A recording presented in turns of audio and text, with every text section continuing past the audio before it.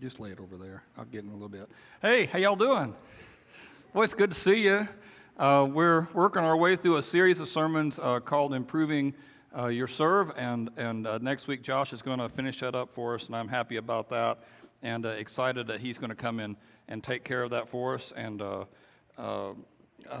had just a couple of things I want to say about all that. I over the last few weeks, we've tried to talk about the value of putting God first that way, of serving, of putting yourself second, even when you don't have to do it.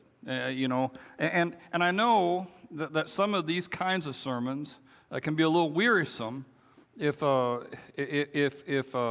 certainly if we don't agree on that, it could be a little wearisome. But even if we do agree on it, it can be like, okay, yeah, well, I think we got it at this point, and you kind of want to move on. But the Bible pounds on this a lot, and it hits on this theme a lot. This notion of on purpose putting yourself kind of in second place so that you can hear God better. There's a story in the Old Testament about a guy named Daniel, and it mentions Daniel at the very. It mentions he had 4 friends, and they're all captured. If you're familiar with that era of Jewish history, Jerusalem and Israel had gotten so far away from God, they had actually split their nation, had a national split there, and the northern kingdom was captured first by the Assyrians, and then the southern kingdom, the lone holdouts there around Jerusalem, got worse and worse and worse, and God finally said enough.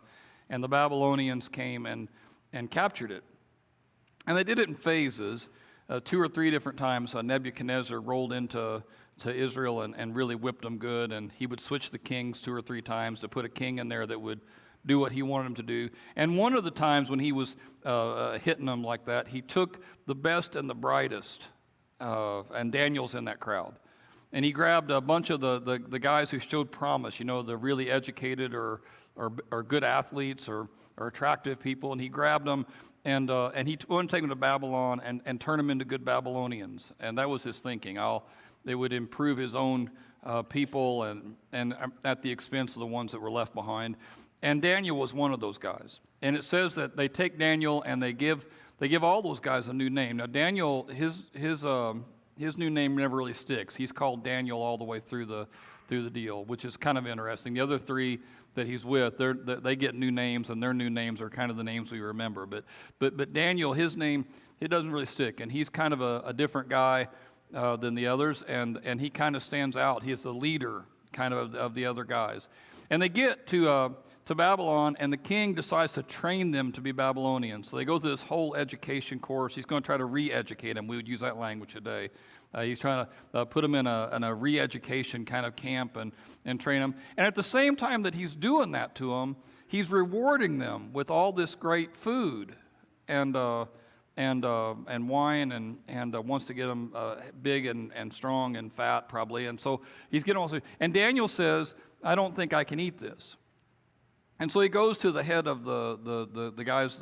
He's a slave at this point to the king of Babylon, and he goes to the guy who's in charge of those slaves, and he says, "I don't think I can eat this." And we're not really sure why he does that, because Jewish people drank wine. It wasn't like that was all of a sudden a bad thing for Jewish people. They could do that, and some of the choice food. There's no reason to think that it was all unkosher. I mean, some of it may have been food that they could have eaten just fine. Now, we don't know for sure why he does it, why he says he doesn't want to take part. There's a thought that maybe he doesn't want to do it because the king is trying to butter him up with this, trying to get him to come, here, the carrot and the stick kind of a thing. I'm going to really treat you great here so you'll come along, and he doesn't want that to happen. That's possible. It's possible that food had been offered to idols, and he didn't want to be tied to anything like that. It's possible that there was some kosher stuff. I think it's likely he wanted to remember where he was from. He wanted to remember who he was. I think he wanted to be distinct. And so he goes on a fast of sorts. It's not a full fast, but it's kind of a fast. He says to the head of his group, "Just give us water and vegetables, and that's all we'll take. And in fact, test us on it for 10 days. See if we don't look better at the end of 10 days. And And so the guy does it, and he tests them, and they look great after 10 days. So he just keeps them on vegetables and water. And maybe that's all Daniel ever gets the rest of the time he's there. It never says he gets off of that diet. Maybe his whole life he changes his diet so he can remember who he is and what he's about. He on purpose restricts himself, kind of in a half fast, so that he can keep his mind on God. He wants to have that focus in everything that he does. And Daniel, even though he's kind of a great hero in the Old Testament, all the stuff we read about Daniel, he's a slave his whole life. He never gets out of that. He's an important slave, but he's a slave his whole life. As far as we know, he never marries. As far as we know, he has no children. He has no family. He is the property of the king of Babylon, and then will be handed off to the king of Persia, and he never is a free man. And yet God does all these great things in his life. I mean, we're still talking about Daniel all these years later. And some of the great stories that come later where he is thrown into a lion's den and is able to survive it, where his friends are thrown into a fiery furnace and are able to survive it, it all comes from that focus at the very beginning. We're going to be different than the people around us. We're going to live different than the people around us, and we're not going to forget who we are. Now, we have, every part of this sermon series, tried to talk about what we want to be at Mount Pleasant. When we talk about remembering who we are and being different, when I teach on it at least, this is usually the outline that I use. This is what I think are the main things for us as a Christian. When you can get to where you keep your mind on God all the time, you know, you're trying to think God thoughts, you're trying to think like God and for God, you're putting your head on his work and what he wants to do. That's step one, and that's knowing God. And then when you start to build those relationships and you start to get closer with other people, as a minister in a church, I have found that's probably the most effective way to know whether a person will stick with God when things get hard, and things will certainly get hard. That's life, right? But the people who build those relationships ahead of time are able to handle the storms that get tossed out more and better than the people who don't. If you have friends and you're connected and you deeply relate to people here at the church, it's hard to walk away from those things. And those relationships can keep you afloat when everything else seems to be coming undone. And then we talk about service. And service, of course, is probably the least exciting of those things, and it's the hardest one to see quickly where the benefit is. You can see the benefit in knowing God. If God made the world, then the better we understand him, the better we understand the world. The better we understand him, the better we understand how the world works and how to get ahead. And you can understand, most of you, the benefit of making relationships. Even an introvert like myself can see the value of having some networking going on, you know. A lot of times the way we get ahead in this world is by knowing certain people, and people can appreciate the value of that, even if they don't like doing it. But when we talk about service, and on purpose, holding back a little, Jesus in one kind of famous verse says, the greatest Christian will be a slave to all. Puts you of the mind of a guy like Daniel, right? Who would choose that? Who would choose to on purpose give up their rights and their freedom and those kinds of things? I mean, who would opt for that? Even this morning had a conversation with somebody who's going through some hard things with some relationships, and they're having to give in a lot. And it's so hard to give in when you just want to blast, you know, everybody around you, and it's hard to know, it's hard to do it, and it's hard to see the benefit in it really quickly. But this is maturity for us as Christians. The mature Christian knows God, and they love others, and they learn to serve. And I guess it should be, maybe just take a second or two to think about the person who sits out there and says, well, then I don't want to be mature. if that's what's required, I don't think I need to, you know, the Peter Pan kind of idea. I'll just be a boy my whole life. Why, if this is what's required, then why do it? You know, it's not like you're not going to get saved anyway, right? And I don't want to say it's a save thing. I mean, I think there will be a lot of immature people who get saved. I'm praying for that. I hope that that's true, and I think that that's true. There will be a lot of people who get into heaven and have a lot of things that aren't totally 100% right in their life. And maybe you say, okay, this will be my thing then. You know, I've got enough going on. I don't think I want to add this. And there's a fear of losing freedom. There's a fear that if you devote yourself to these sorts of things, you'll miss out on something that might be more fun or might be more interesting. And we're all scared of missing out, you know. We're all scared of, if you make a commitment to serve in the back somewhere today, then you won't get to be able to see people quickly. You won't be able to go and talk to people when you want to. You won't be able to, and then that's hard. If you make a commitment, to help out people came on Saturday and on Friday night and helped make beds, Friday morning, I think, this week. Just help make beds for kids in the community who don't have beds. Well, I mean, if you make a commitment to do that, then you're not doing something else. You could be somewhere else having fun, and you made this commitment, and now maybe there's other things going on. And as Americans, that's a hard thing. But I think don't you, that in this Peter Pan thing, there's a psychological idea about a Peter Pan syndrome, and while that doesn't necessarily, it's not officially recognized, it's very closely related to something that is called narcissism, and this hunger to always keep your boundaries, to always be making sure that you can do whatever you want to do, to keep all of your freedom at the expense of relationships. It's seen even by people outside of the church as a psychological disorder.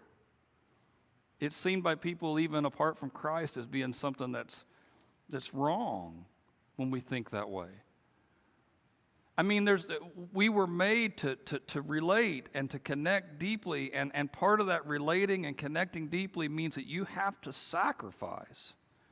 And just logically, the people then who are going to relate the deepest, the people who are going to make the deepest impression in this world, are going to be the people who sacrifice the very most. There was a thing that went around on the internet some time ago, and they would challenge people to think about, can you, just off the top of your head, think about who won the best actor and actress last year at the Oscars? Can you, off the top of your head, remember who won the World Series? Can you, off the top of your head, remember who the MVP of that was?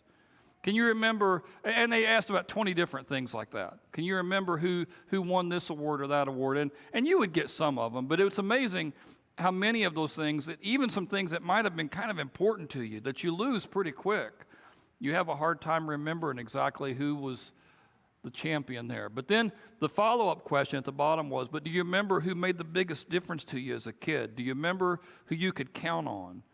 If you had to call somebody right now because you had a need, do you know who that is? And those names spring quickly to our mind, and they're all about sacrifice. And they're all about growing up, and they're all about becoming something more than just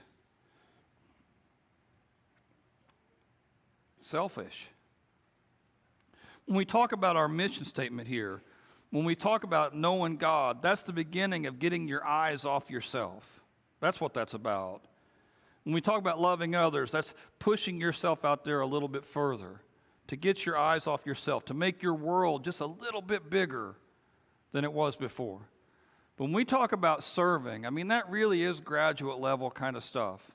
Because at that point, you're sacrificing your own freedom and your own rights and your own energy for the benefit of someone else. A parent knows what that's like. And we're asking people in the church, especially people who have been here for a while, to make that kind of a decision to serve and sacrifice for the people who are coming up behind them. And the strange thing is the more that you give of yourself that way, I am convinced the bigger your world gets. And ultimately, whether it may not happen in that moment, ultimately you get better. It brings you to a place where you become the very best version of you. And there's great benefit in following Christ even into this.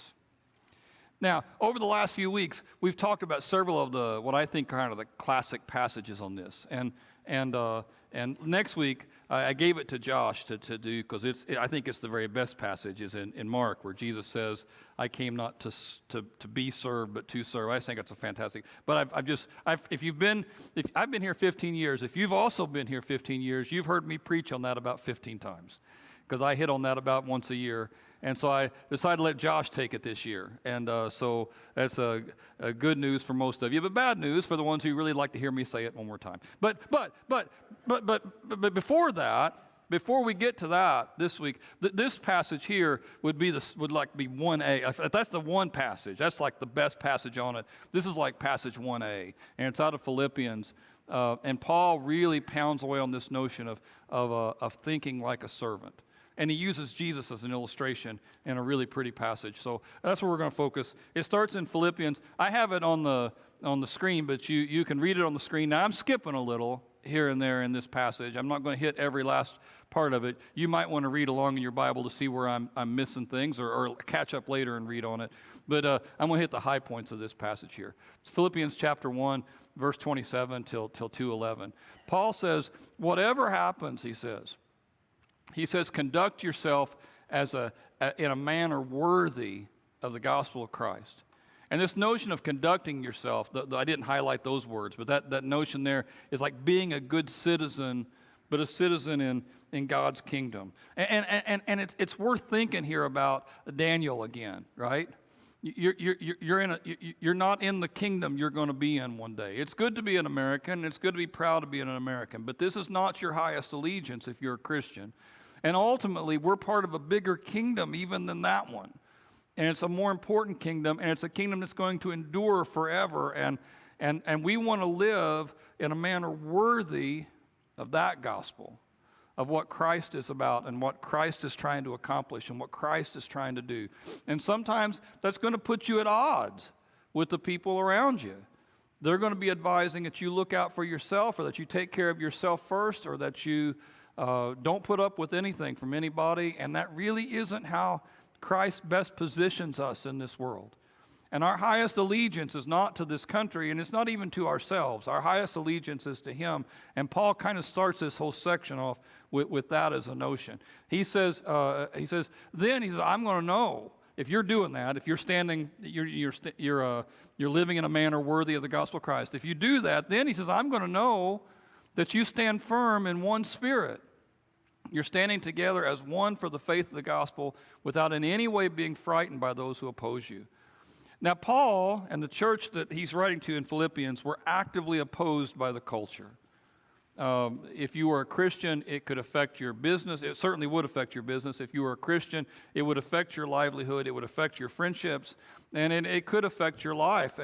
By the time Paul is at the end of his life, almost every historian who looks at him believes he was probably killed by Emperor Nero, as a lot of other Christians were in that era. And so the opposition was real. The Philippians, not the church of Philippians, but the town where he's writing to the people who lived there, it was a proud Roman town, and the Christians were seen as a problem.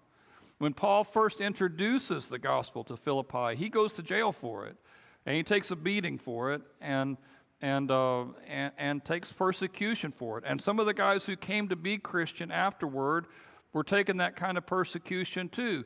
And so Paul says, I want to know that you're not frightened. I want to know you're standing firm together. I want to know that and it goes back, well, how do I know that? Well, because you're living in a manner worthy of the gospel of Christ. Now, he's not really said yet what that is.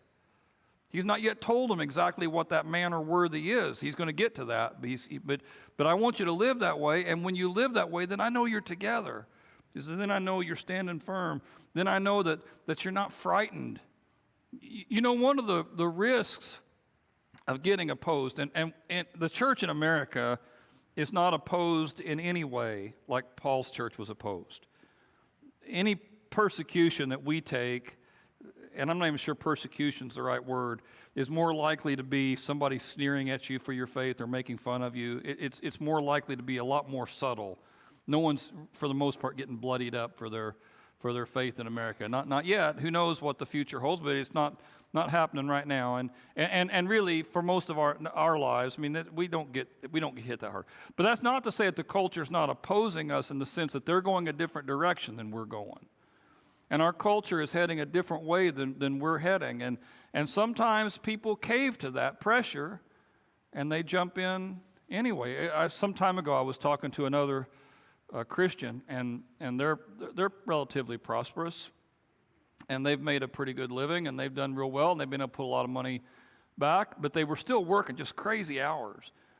And And they had a lot of gifts at church, and when they helped at church, they did very well at that. And I kind of encouraged, I said, why don't you help out with some of this, use your gifts at church a little more. And they said, well, I've got to do this and I've got to do that and the work, and all these things. And I said, well, what, you don't really have to do that anymore, do you? I said, I mean, you don't really have to, don't you have you've got quite a bit of money already, don't you? And we were friends enough that I could say that sort of thing. And you're doing pretty well, aren't you? And he said, well, that's kind of how we keep score, isn't it? That was his remark about the money. And it kind of stuck in my head. Well, I guess so. But that's sad, isn't it? I mean, I'm not wanting anybody to quit their job. I'm not wanting anybody to not make the money that you need to make. But I mean, at some point, a little less overtime, but then applying those hours to your family or applying those hours. I mean, sometimes the culture is going to tell you you always need more. And I'm not sure that's true. The culture is going to tell you to always stand up for yourself and not let anybody take advantage of you at all and fight for your rights. And I'm not sure that's true. And I don't think we should let the opposition define us. You remember the movie, and it's not a Christian movie. I hesitate to mention it because I'm not wanting children to go out and rent it or anything like that. But this Shawshank Redemption movie, a long time ago. If you're not familiar with it, there's a banker at the beginning of the movie, Andy Dufresne, and he's wrongly accused and convicted of murder. Has to serve 2 double life sentences in Shawshank Penitentiary, and it's awful. And the way it's portrayed on the screen is what hell is like. It's just hellish, and it's hell for years. But Andy never really changes. Stephen King, who wrote the book, says he didn't try to put a Christian idea in it exactly. And I'm sure that Hollywood didn't try to make it Christian either. But there's this weird thing in the middle of this movie. As hell is all around this guy, he just never really totally changes. He just keeps doing things to remind the people that they're more. He puts a library in the prison and gets them reading. And there's one scene where he plays a musical piece over the speakers so all the prisoners can hear it. And it changes the prison just for a second. Then it's right back to hell. But he gets in a lot of trouble for it. And he's asked for it afterward. Why would you do that? And he said, well, it's because of hope. I mean, we got to have that because of, so we don't lose hope. And the other prisoner says to Dufresne, he says, man, hope's a dangerous thing. Hope will get you killed. And Dufresne answers back that, but don't you understand, it's more important here than anywhere else. That we don't forget that there's places where it's not like this. And anyway, in that whole thing, I think of this notion of you're not a citizen of this world. You're a citizen of heaven, and we shouldn't let our opposition define who we become. And that's why it's so important to know God, so you can see where true north is. And that's why it's so important to love others, so that we can move together in the same direction, but and stand firm and together as one. But that's also why it's important that we learn to give back. And that's kind of what Paul's going to start pounding on the rest of this passage. He says, if you have any encouragement from being united with Christ, and the assumption is that you would, right? I mean, God's been good to you. He says, if you have any comfort from his love, and again, the assumption is you would have comfort. If any common sharing in the Spirit, any tenderness or compassion, in other words, if God has been good to you at all, Paul says, then make my joy complete by being like-minded and have the same love. Be one in spirit, one mind. And then he explains what he's meaning. Don't do anything out of selfish ambition or vain conceit. But in humility, consider other people above yourselves. Not looking to your own interests, but also to the interests of others. Now, I've tried, if I can go back one, I've tried to highlight the words that I really want to focus on. Like it says, one in spirit and one in mind. When I'm preaching, I see that highlight there, and I want to hit on that and really pound away at that idea that like-minded, that we're supposed to change how we think. We talked about that last week in the sermon. We're supposed to change how we think and have a different kind of attitude. And then Paul's going to define that in this verse here.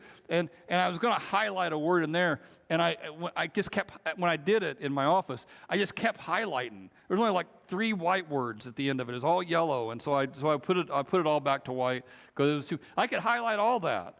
I mean, this is what he's saying. I mean, this is the whole thing. I mean, it's not about you. It's not about you think about a marriage that's in trouble, and every marriage goes through rocky moments. I mean, it's part of it, right? And in those rocky moments, when you're in the middle of that thing, it's just selfish. You're not doing what I want you to do.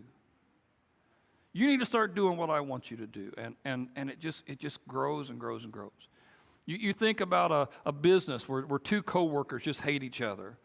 And they're just constantly taking little shots at each other. Might even be costing the company money because of the little shots they take at each other. They're not even thinking clear anymore. And if the two people who don't like each other are like high-level executives or bosses, can really wreck the whole thing.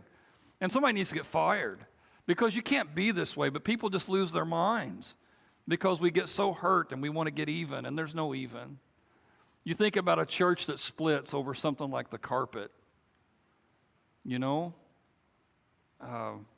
One church says, I don't think we should have that kind of sound system.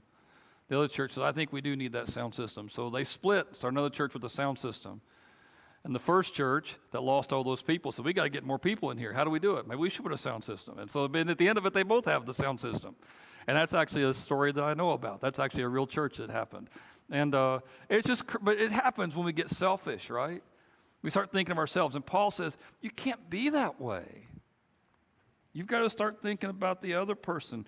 They're going to know we're Christians by our love. You know, Chris mentioned something. There was a debate this week. Anybody get a chance to catch the debate this week? I don't know which comedian it was that said it. Somebody said there was a rumor that one of the candidates was going to get performance-enhancing drugs before the deal. And the comedian said, I think they both need performance-enhancing drugs. We should encourage that as a nation. And what a sad deal that this is the... And I think the same thing I think every 4 years. This cannot be the best two guys that we have. But there will be some Christians, maybe even some Christians in this room, who are going to get red-hot mad about this election before it's all over. And we just shouldn't. We just shouldn't. Even if all the wrong people get elected this year, we have to love others. That has to be our highest deal. And you know something else on this, just we're talking. Even if all the wrong people get elected this fall, God will still be on the throne.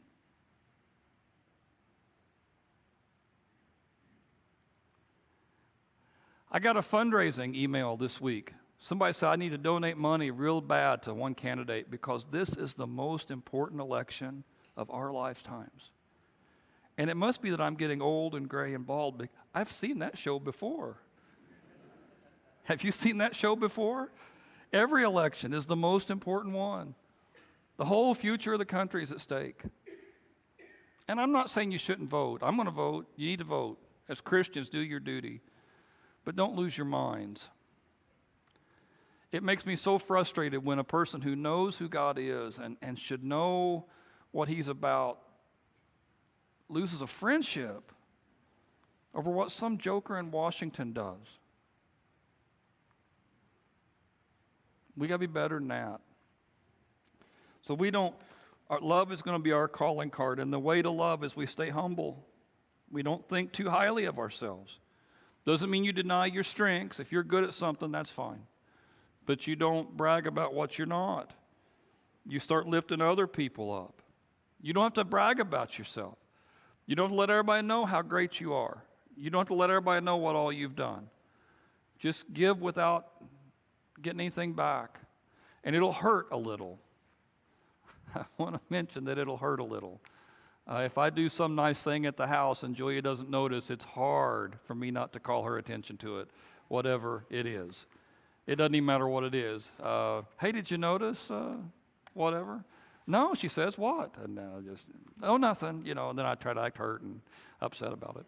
It's hard. But there's such value in doing that when you can, not in doing what I did, the passive-aggressive part, but the part before, when you can serve and give without anything coming back, then at that point you're close to Jesus because that's what he did. That's what he does. Another story that I can refer to you, because it's a lot more kid-friendly, is Toy Story, another movie. And in Toy Story, at the very beginning of Toy Story, right, Buzz Lightyear comes in, and he thinks he's an astronaut. He thinks he's a spaceman. And it just drives the other toys nuts, especially Woody. And he says, "You're a child's plaything." He barks at him, "It's a toy." And Buzz can't believe it. "You're a sad, sad little man," or whatever. He can't believe it, that it's real. You know, at the end of the day, the very best one of us in here are just dust and ashes. And we're not going to be here that long.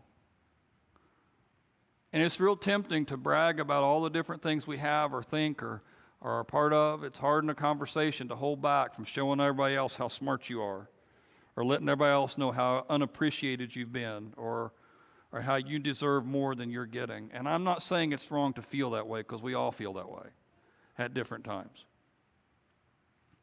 But there's a path out. And it's to think like Jesus.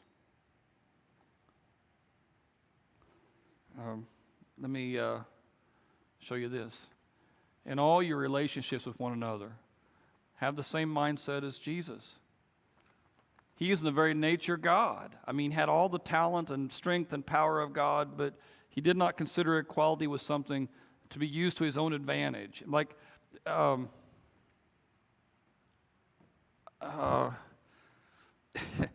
means he didn't brag about himself. And at one hand, you think, well, okay, that's cool, but think just for a moment.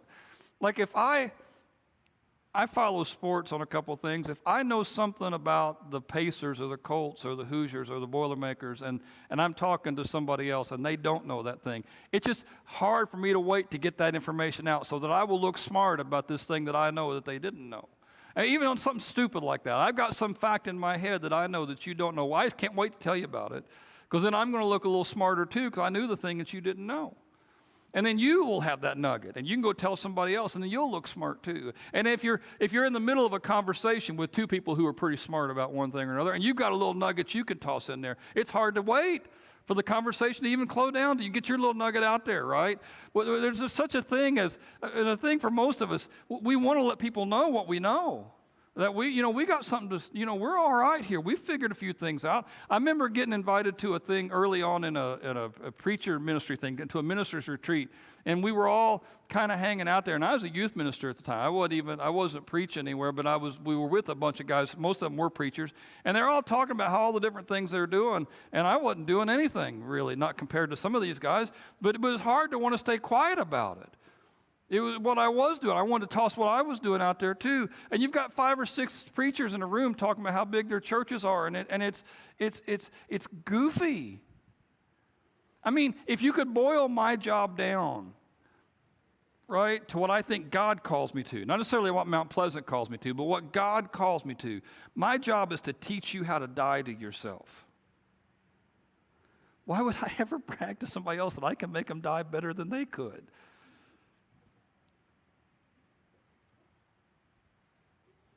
But I do. I remember getting in an argument with one of the elders because I thought I was pretty good at preaching. I thought I had some talent at it. And as a youth minister, I was hardly ever getting up there to speak. And I said, they need to give me more time to get up and speak. He said, what do you want? He said, you can speak anywhere.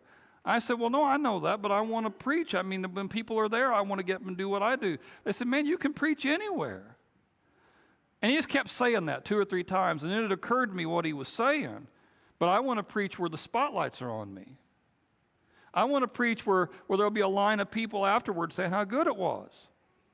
I want to preach in such a way as a youth minister that some other church will say, we got to steal that guy. He's got a few things going on. And it wasn't about God at all. It's about me. And Jesus, who had everything, didn't do that at all. If there was ever a guy who could dominate a conversation, it would have been Jesus Christ, and yet he never does that. He never jumps in and shows everybody how smart he is. He never takes that path.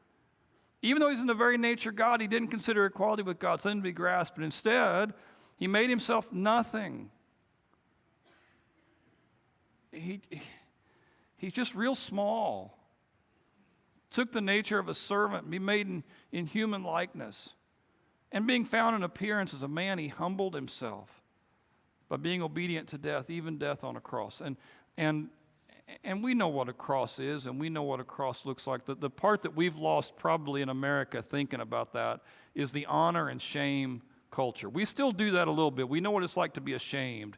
You can think of like the Scarlet Letter book by Nathaniel Hawthorne, where the lady has to wear a big A on her shirt because she's an adulteress, and everybody sees her. And we have social media for that now. We can mock somebody online and tease them. I did tell. We're having a conversation. I'm going to camp this week, and I did tell some kids at a camp a couple of years ago that I think it's easier.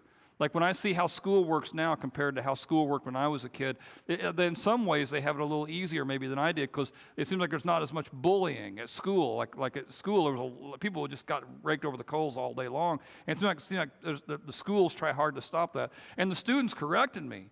They said, man, we get it all day. I mean, on your phone, I mean, it just bullying never stops. It's just constant bullying. It just and that idea of being ashamed that way, being the one person that everybody laughs at.